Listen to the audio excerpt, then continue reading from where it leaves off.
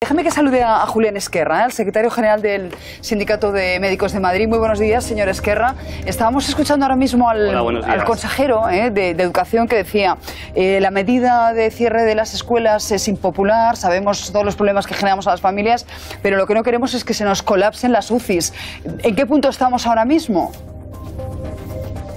Pues en este momento la situación de la sanidad en Madrid está al borde de una crisis si no se actúa con rapidez. Ayer ya hubo incluso un reconocimiento por parte de la Directora General de Salud Pública que hace un llamamiento ante el desabastecimiento inminente de equipos de protección individual para los profesionales, algo que es básico en una infección como esta, que es de alta contagiosidad y que obliga a que los profesionales vayan perfectamente equipados y protegidos por el riesgo que tienen no solo de infectarse ellos con la afectación que tiene por las bajas laborales de los profesionales, el riesgo que ellos puedan infectar a otros compañeros de trabajo y a otros pacientes. Y estamos en un límite en el que el estocaje está ya al borde del desabastecimiento y se tuvo que hacer un llamamiento ayer. El ministro cogió el guante y efectivamente habla de centralizar las compras y empezar a coordinar este problema, porque a esto se añade que países exportadores como Francia y Alemania ya dieron orden de no exportar equipos de protección cuando Italia las necesitó, y esto es un grave y serio problema. No podemos bajar el dintel de seguridad en la atención a estos pacientes por el riesgo, ya digo, de que los propios profesionales enfermemos, y si enfermamos los profesionales el sistema se viene abajo. Claro. Estamos en una situación ya límite. Ayer ya había 77 pacientes ingresados en la UCI. Quiere decirse que si esto sigue creciendo de forma exponencial, como estamos viendo que ha pasado en Italia, nos llegan informaciones de los compañeros de Italia en los que ya se tiene que priorizar el ingreso en UCI ante pacientes que sean jóvenes sin comorbilidad, con pacientes con alta comorbilidad y además ciertas edades. Y eso creo que es una medicina que no podemos llegar a tolerar en España, porque tenemos un sistema sanitario que, si trabaja como se le debe dejar trabajar y con los medios que necesitamos, esto lo podemos sacar adelante sin ningún problema. Señor Esquerra, a todos nos han llegado audios tanto de compañeros suyos de distintos hospitales de Madrid, alguno fake, por cierto, pero también de médicos desesperados en Italia que dicen eso, lo que usted justamente nos está contando, que sí, no tienen suficientes camas en la UCI, que tienen que priorizar incluso en algunos casos a los enfermos más jóvenes. Si me dice que hay 77 ahora mismo en Madrid en cuidados intensivos, ¿de cuántas camas disponemos en la UCI? ¿Cuál sería el total de camas en la UCI? Eso me gustaría saber a mí. ¿Cuántas camas es las que dispone la Comunidad de Madrid? Aproximadamente, y si tenemos en cuenta que suelen ser entre un 6 y 7% del total de las camas, Madrid tiene 13.000 camas, pues podemos hacer un cálculo.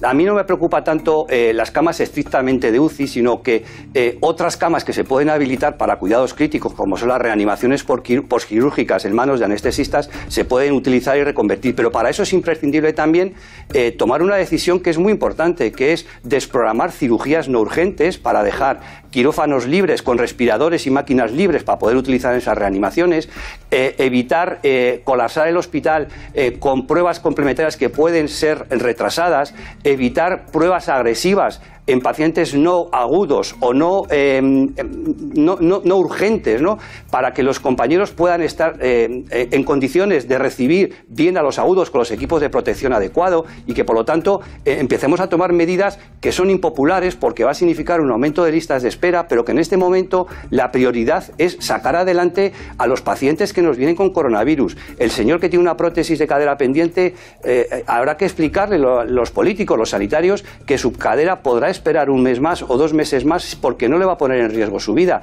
pero sin embargo sí que podemos poner en riesgo la vida de otros pacientes que necesitan cuidados críticos y esas camas tan especiales y tan necesarias que tenemos en este momento y que requieren ser utilizadas para estas cosas.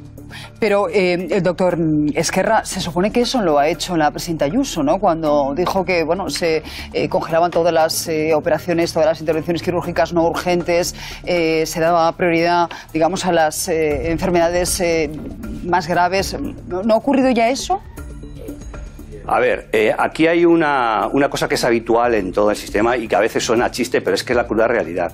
La presidenta anuncia esas medidas, el consejero las respalda, se dan instrucciones, se reúne a los gerentes, se les dice, oiga, dejen de programar cirugías demorables, dejen de programar consultas demorables y atiendan lo urgente. Pero luego la cruda realidad es que eso no llega a los 70.000 profesionales.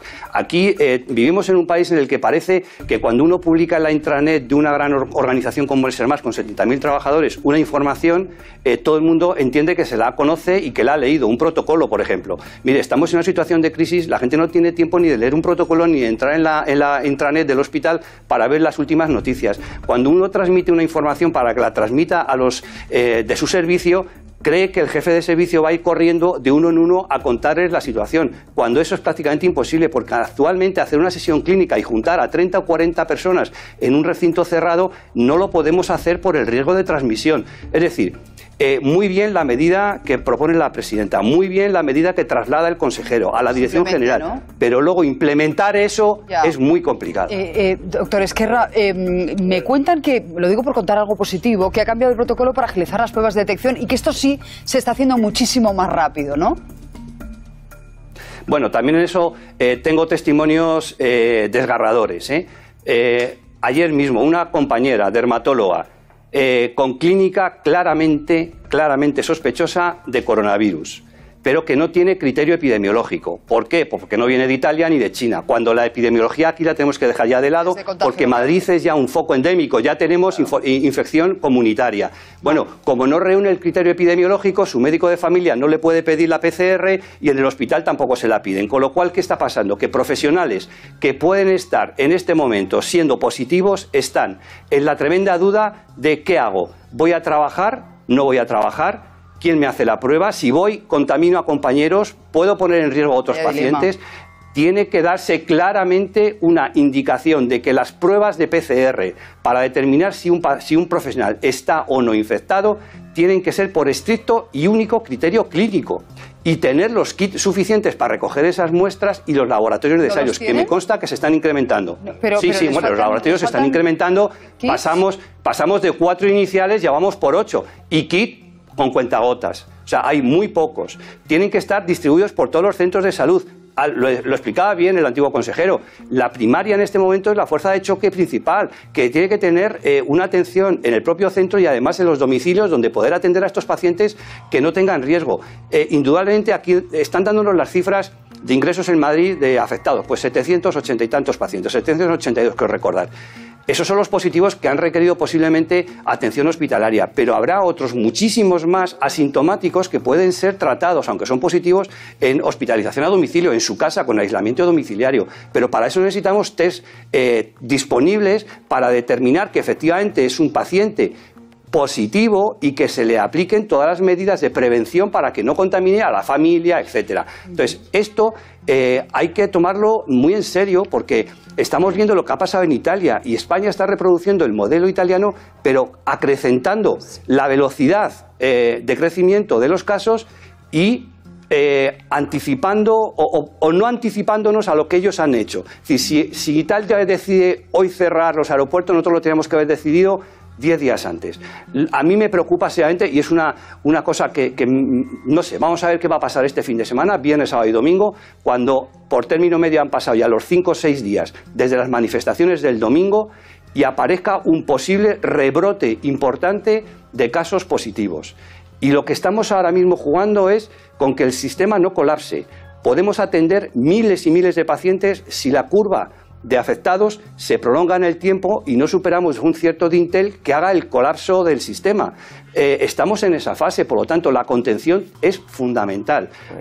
El diagnóstico precoz y el aislamiento domiciliario es fundamental para evitar eso que digo, el colapso de los hospitales, las camas de UCI, que son las camas en este momento más importantes porque es la que van a poder sacar adelante a pacientes críticos.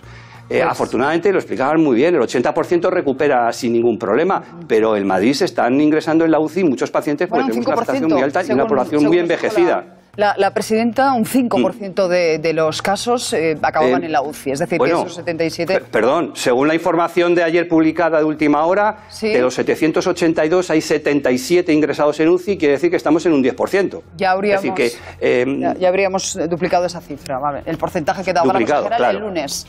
Pues le agradezco muchísimo que nos haya atendido, doctor Ezquerra. Mantendremos línea abierta con usted estos próximos días para ver cómo estamos bueno, pues afrontando esta crisis.